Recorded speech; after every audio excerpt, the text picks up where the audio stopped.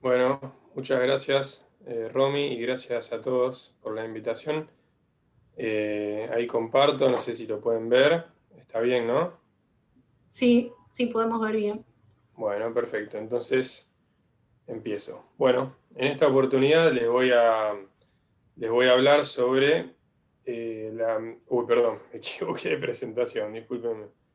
NGS en neoplasias hematológicas. En esta oportunidad les voy a hablar de Next Generation Sequencing, que es una técnica que, digamos, está muy en boga en neoplasias hematológicas.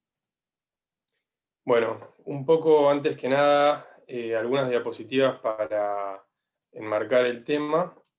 Las neoplasias hematológicas son muy complejas, pueden derivar de diferentes células. Se cree que hay una célula hematopoyética pluripotencial o stem cell que daría origen a los diferentes linajes, el linaje mieloide o linfoide, y dentro de cada uno de los linajes va a terminar diferenciándose hacia cada una de las células maduras que podemos ver acá abajo. Y bueno, hay un paralelismo entre los diferentes tumores o neoplasias hematológicos y el estadio madurativo, en el cual quedarían arrestados. Por lo tanto son muchísimas. Se lo puede dividir en grandes grupos, como podemos ver acá, ¿sí? Dependiendo si, digamos, el estadio madurativo en donde quedan arrestados son precursores mieloides, por ejemplo, leucemia mieloide aguda, mielodisplasias, mastocitos, la mastocitosis, las neoplasias mieloproliferativas, si bien son desórdenes clonales de los progenitores, la consecuencia la vamos a ver eh, con las células maduras.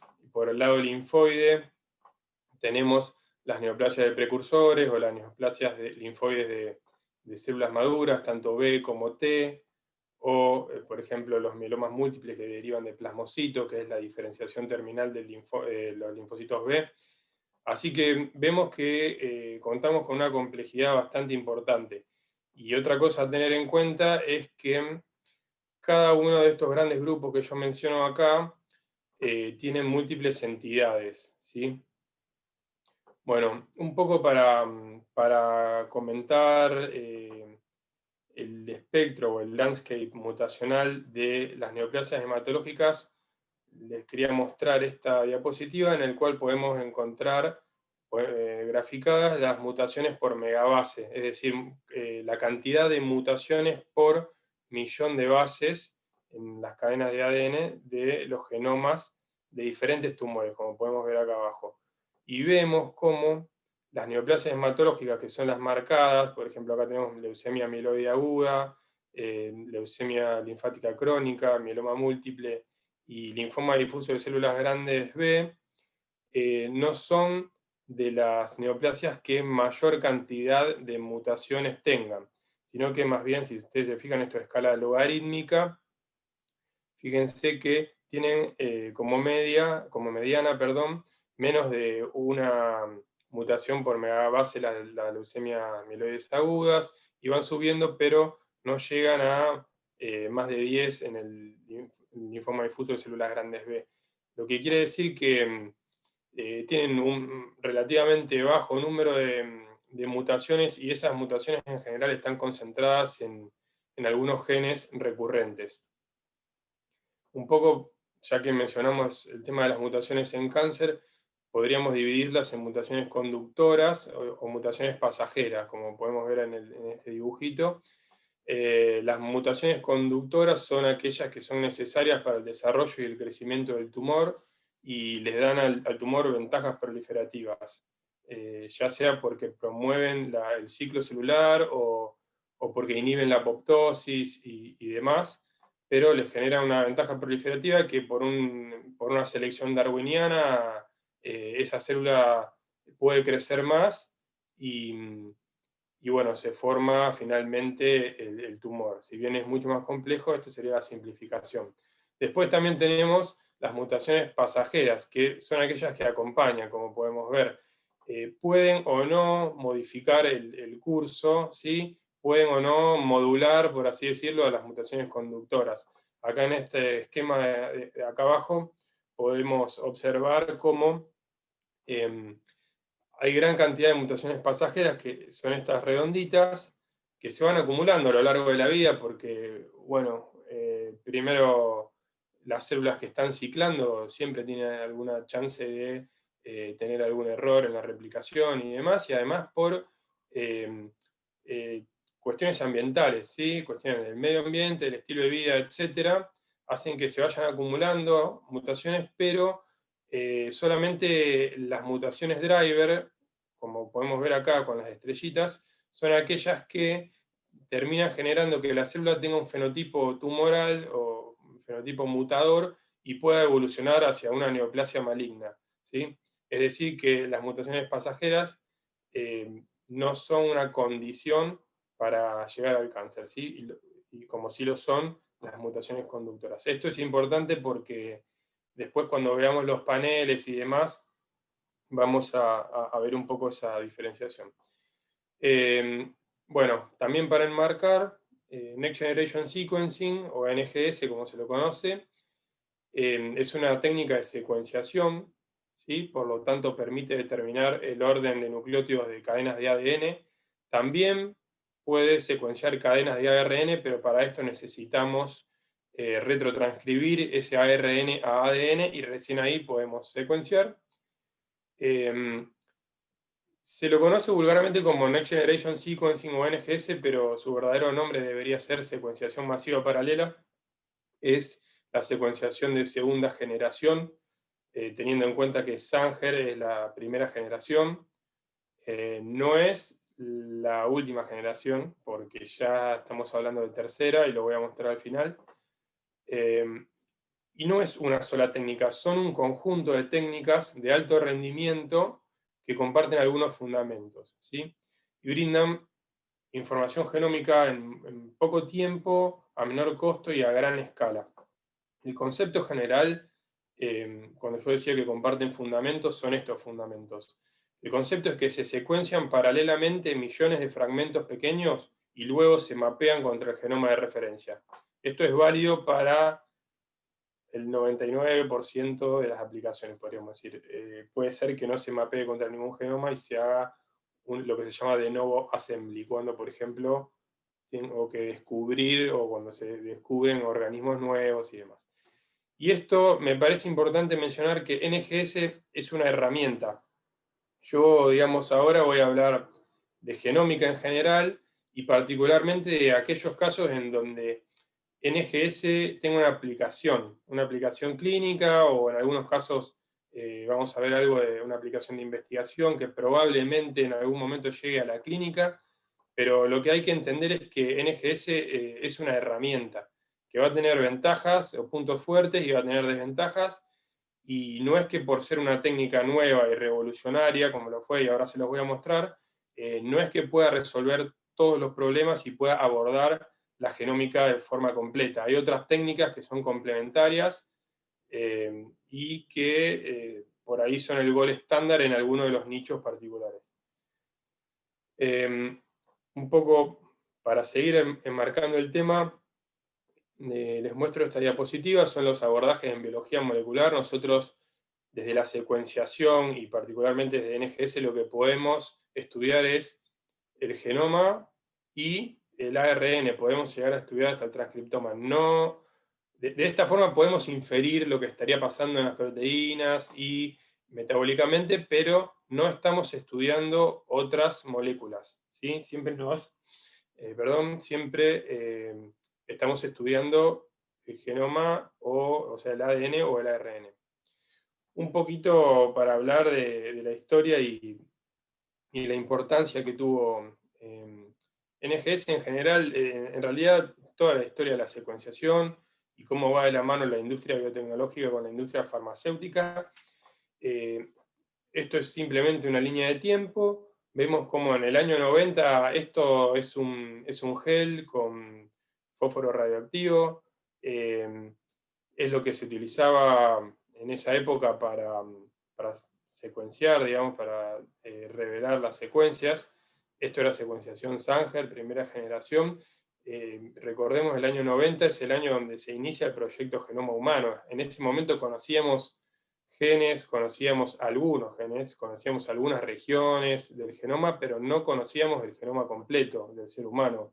Y eso nos generaba muchas limitaciones para entender un montón de patologías y para que la industria farmacéutica pueda desarrollar estrategias terapéuticas.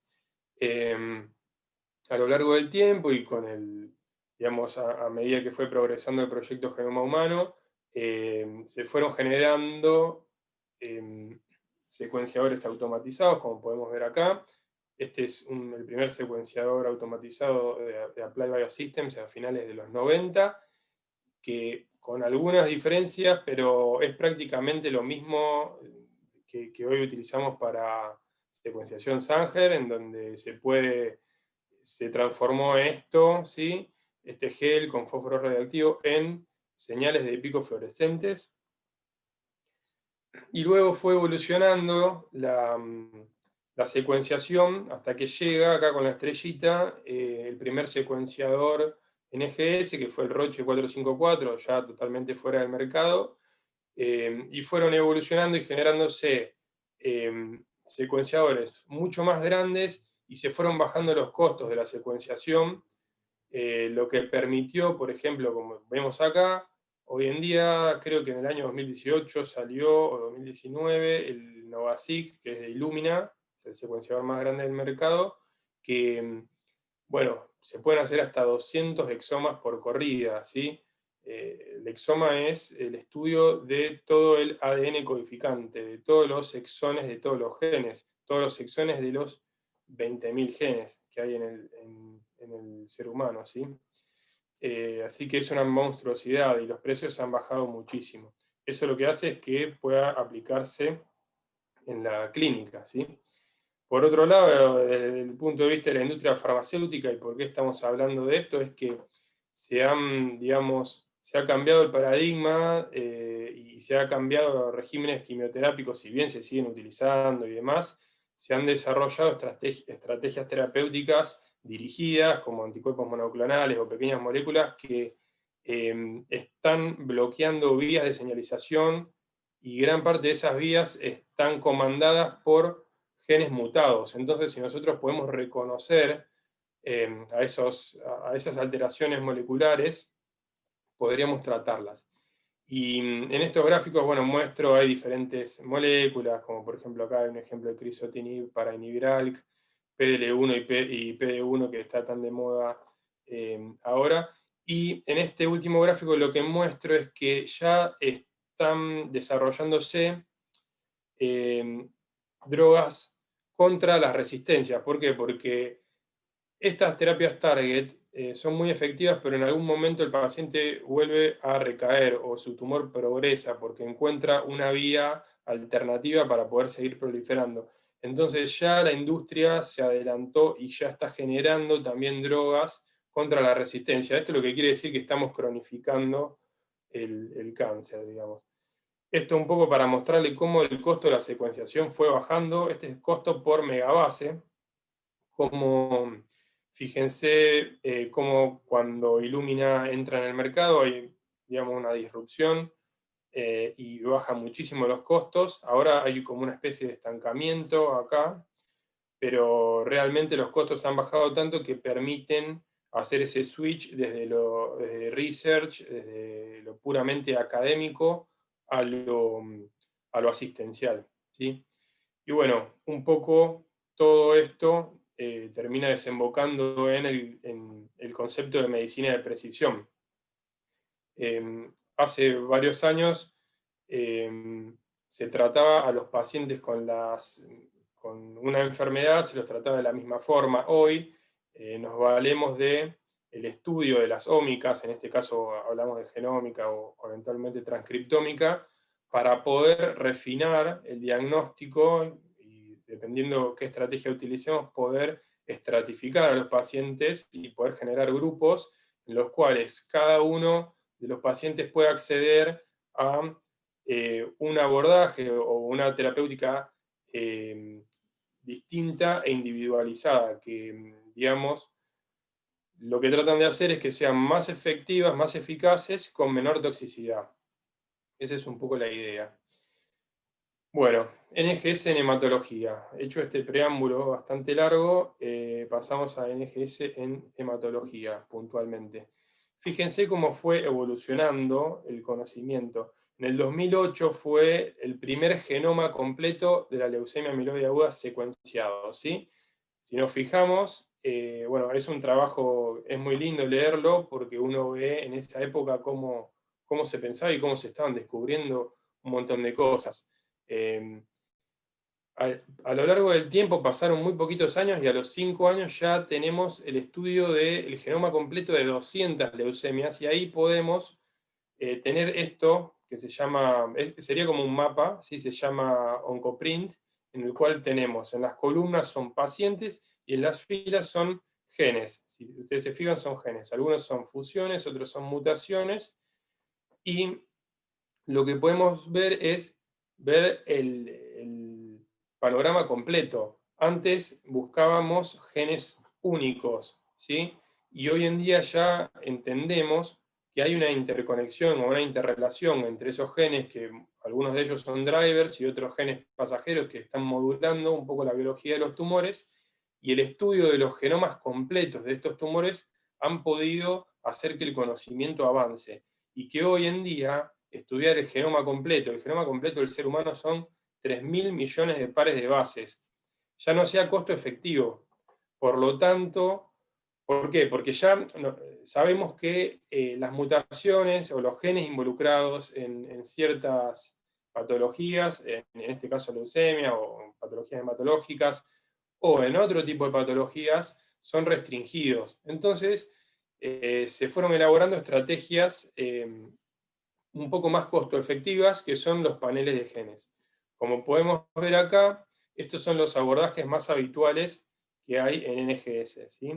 Podemos estudiar genoma completo, podemos estudiar exoma, como les comenté, que son la secuencia codificante de todos los genes, que sería más o menos el 1 o 2% del genoma, o podemos ir a paneles de genes, que son el estudio de regiones de interés según la patología, ¿sí? Eso desde el lado del ADN, y desde el lado del ARN podemos estudiar el transcriptoma completo o expresión génica dirigida, o podemos también estudiar fusiones génicas. Y en las neoplasias hematológicas nos interesa mucho, como una estrategia costo efectiva, estudiar paneles de genes y en lo posible que se incluyan fusiones génicas, porque muchas de ellas son drivers de estas patologías. Bueno, un poco para explicar, el genoma completo vendría a ser, como su nombre lo indica, estudiar todo, pero con muy baja profundidad, ¿sí? Los exomas tienen un poco más de profundidad y se centran en las regiones codificantes, y los paneles de genes se centran puntualmente en las regiones de interés, donde sabemos que hay sitios recurrentes donde podemos encontrar mutaciones o alteraciones. Y secuencian a muy alta profundidad. Es muy importante esto, secuenciar a muy alta profundidad, sobre todo en la patología somática, es decir, en los tumores. El valor de NGS en las neoplasias hematológicas puede verse de diferentes formas. Puede tener valor diagnóstico, hay alteraciones que son específicas de entidades y que hoy en día ya están ligadas y son criterios diagnósticos de entidades, ¿sí?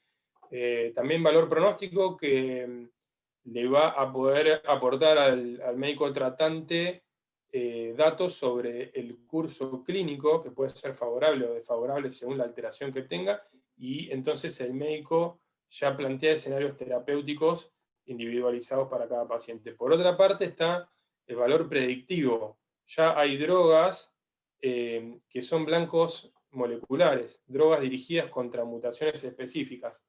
Así que también por eso es importante. Y por último, el seguimiento. Se puede evaluar enfermedad mínima residual, es decir, si hay algún vestigio de tumor, ¿sí?, en alguna muestra, o evaluar recaídas, etc. Nosotros acá vamos a hablar un poquito de algunos tipos de tumores, porque es inabarcable todo en media hora. Vamos a hablar de mielodisplasias, leucemia mieloide aguda y algo de linfomas y P53, ¿sí? En cuanto a las mielodisplasias, Las mielodisplasias son enfermedades clonales de precursores hematopoyéticos, ¿sí? Cursan con citopenias, es decir, anemia, leucopenia, trombocitopenia, por una maduración inefectiva de las diferentes series, ¿sí? Estos pacientes en general tienen altos requerimientos transfusionales o de sostén y pueden progresar a leucemia mieloide aguda, y en este caso son, digamos, la mortalidad es muy alta. Si bien es un grupo de entidades, acá podemos ver, esta es la clasificación de la Organización Mundial de la Salud del año 2017, la cuarta edición revisada, podemos ver que dentro de este grupo de enfermedades hay diferentes categorías y diferentes entidades distintivas. Por eso también es muy importante el buen diagnóstico. Lo que tenemos en mielodisplasias hasta al día de hoy, bueno, al día de ayer, era la estratificación de riesgo por diferentes score pronósticos. Por ahí el más utilizado y el más extendido es este, que es el IPCS revisado, en la cual digamos, se tienen en cuenta variables de laboratorio, porcentaje de blastos y el citogenético, y estratifica a los pacientes en 5 grupos, ¿sí? Muy bajo riesgo, intermedio, alto riesgo y muy alto riesgo. Y vemos que las mielodisplasias están asociadas a alteraciones en múltiples genes. Como podemos ver acá, cada uno de estos son grupos, grupos, y acá encontramos los genes incluidos en cada grupo.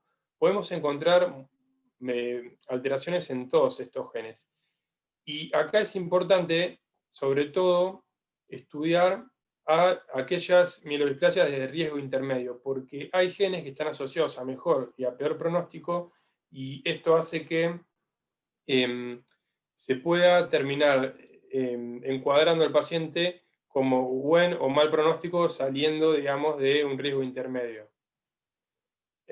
Acá podemos encontrar aquellos genes que están en azul, solamente este les confiere buen pronóstico, SF3B1, y aquellos marcados en rojo son aquellos genes que les confieren mal pronóstico, como ASXL1, RANX1, U2AF1, TP53, STH2 y CBL.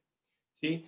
Esta gran cantidad de genes, la única forma o por lo menos la estrategia más costo efectiva, estudiarlo es por NGS, ¿sí?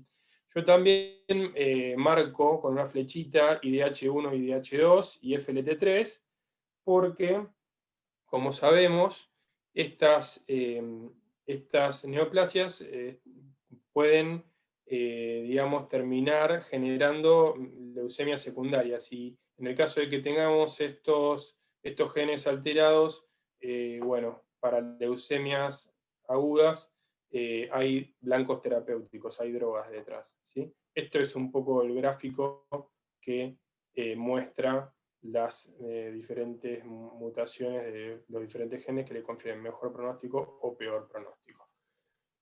Pasando a leucemia mieloide aguda, podemos decir que también son neoplasias clonales de precursores mieloides, generan un arresto madurativo en etapas tempranas, tienen una gran cantidad de blastos, los blastos son estas células inmaduras, tienen una alta mortalidad, como todos lo sabemos, y pueden ser primarias, ¿sí? Se las llama de novo, o pueden ser secundarias. Las secundarias pueden ser secundarias a mielodisplasias, pueden ser secundarias a neoplasias mieloproliferativas crónicas, a leucemia mieloide crónica, etc. ¿sí? Bueno, nosotros mencionamos solamente mielodisplasias, también se sabe que pueden ser secundarias a otras patologías. Incluso pueden ser secundarias al tratamiento quimioterápico frente a otro tumor. Esto genera mutaciones en la línea, digamos, en los precursores hematopoyéticos y puede generar leucemias.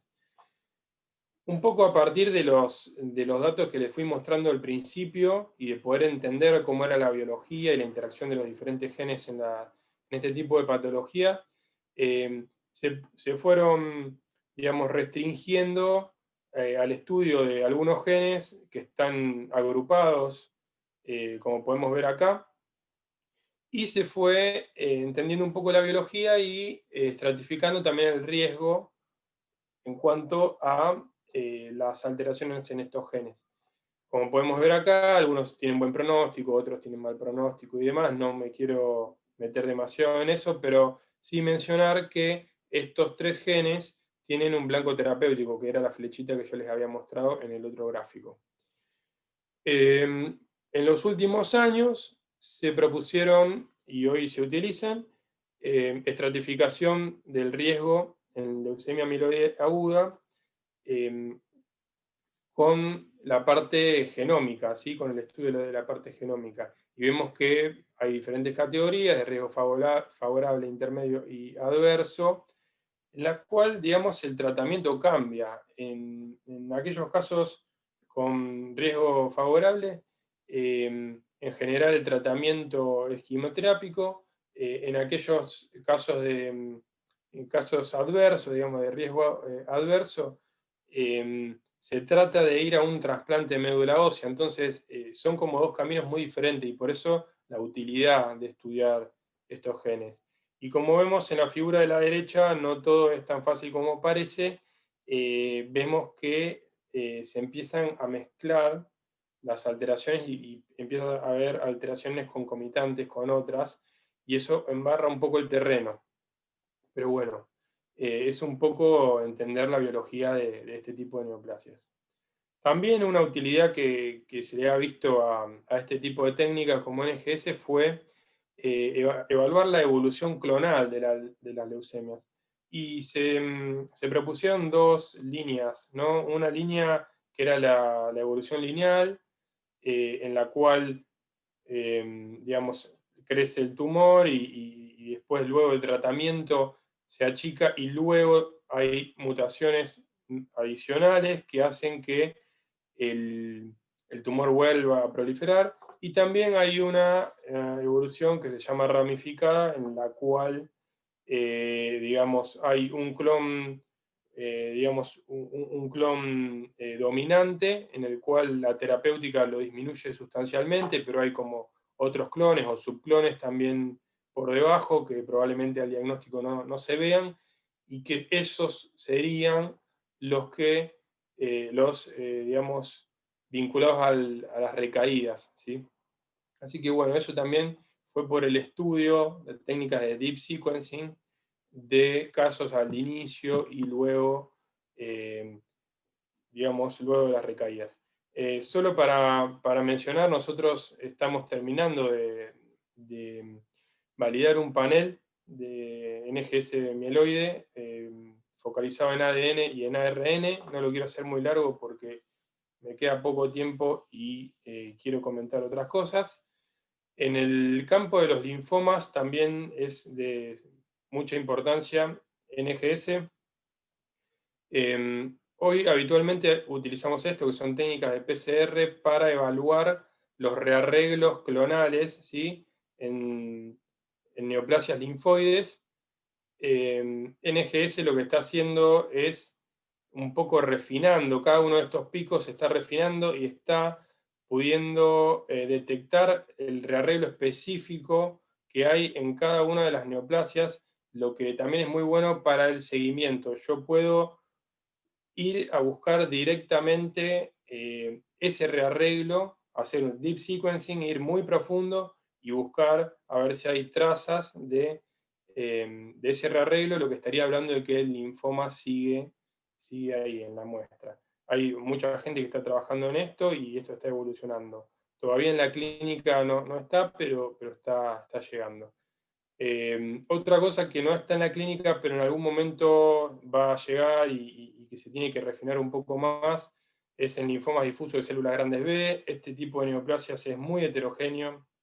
Siempre hubo mucha discusión en cuanto a la clasificación y a la historia, y en los últimos años, concretamente en el 2018, se planteó este modelo que agrupa en 6 clústeres, tienen que ver con la biología tumoral, y también está orientado al el uso de terapias dirigidas que están un poco en boga en estos últimos años. Así que esto, bueno, le falta refinar un poco más porque son estrategias, bueno, esto sería bastante grande, pero bueno, de acá yo creo que en los próximos años vamos a tener datos que van a poder aplicarse a la clínica. Y por último, hablar de P53. P53 es una proteína que es un gen supresor tumoral, se lo llama el guardián del genoma, y de forma muy sintética lo que hace es, ante diferentes noxas, lleva a la célula a, digamos, el arresto en el ciclo celular, puede llevar a la célula a la apoptosis, genera reparación en el ADN si encuentra que el ADN está dañado y demás. Está alterado en el 50% de los tumores, pero tiene utilidad clínica en mielodisplasias, que ya lo comentamos, era un gen adverso, en leucemia mieloide aguda también, pronóstico adverso, y les voy a mostrar en leucemia linfática crónica y en mieloma múltiple. Esto es leucemia linfática crónica y vemos cómo, este es el gen P53, cómo la gran mayoría de mutaciones está sobre todo agrupada en el dominio de unión al DNA de esta proteína, y cómo aquellos, podemos ver acá en la curva de sobrevida, aquellos tumores que tienen P53 mutados, como podemos ver este contra esta línea, ¿sí? Los diferentes son diferentes tratamientos, pero esta sería contra esta y esta contra esta, son aquellos que tienen mutados P53 en lo que es sobrevida libre de progresión y sobrevida global. Así que es también muy importante el diagnóstico de P53 en este tipo de tumores. Y en mieloma múltiple pasa algo muy parecido, pero con una diferencia, es que las curvas de sobrevida se separan cuando tenemos dos mutaciones en P53, es decir, que tenemos mutaciones bialélicas, ¿sí? Cuando hay mutaciones en un solo alelo, las curvas no se separan y esto no es factor pronóstico. Así que bueno, también NGS tiene otras aplicaciones, no lo mencioné, pero neoplasias mieloproliferativas crónicas, leucemias linfoblásticas, linfomas T, también en la investigación perfiles de expresión del ARN, etc. Y bueno, un poco hablar de los nuevos horizontes muy rápidamente. Esto sería secuenciación de tercera generación. Fíjense, está conectado directamente. Esto es un secuenciador. Secuencia molécula única, ¿sí? Sin PCR, baja tasa de error, pero todavía falta mucho camino para que llegue a la clínica, pero en algún momento va a llegar. Así que eso es el futuro. Y después, esto es un secuenciador GeneXus. Es un secuenciador que no necesita, digamos, asistencia. Uno solamente pone la muestra, carga cartuchos y genera los paneles, construye las librerías, secuencia y, digamos, tiene incluido el workflow o el pipeline bioinformático, y directamente uno tiene que analizar. Así que también es bastante revolucionario, bastante caro por ahora, pero bueno. Y por último, esto también es un equipo que, si bien es un equipo de real time, utiliza cartuchos y ya se están estudiando, digamos, scores de riesgo de recaída de tumores o inestabilidad microsatelital, digamos, cuestiones bastante complejas en un cartucho. Directamente uno pone la muestra, pone el cartucho y tiene el resultado, y son IVD, ¿sí? Por FDA y por Comunidad Europea. Así que digamos que son muy robustos.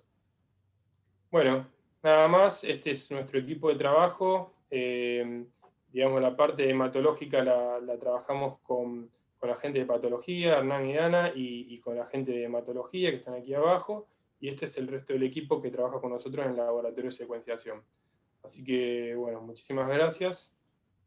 Espero que les haya gustado.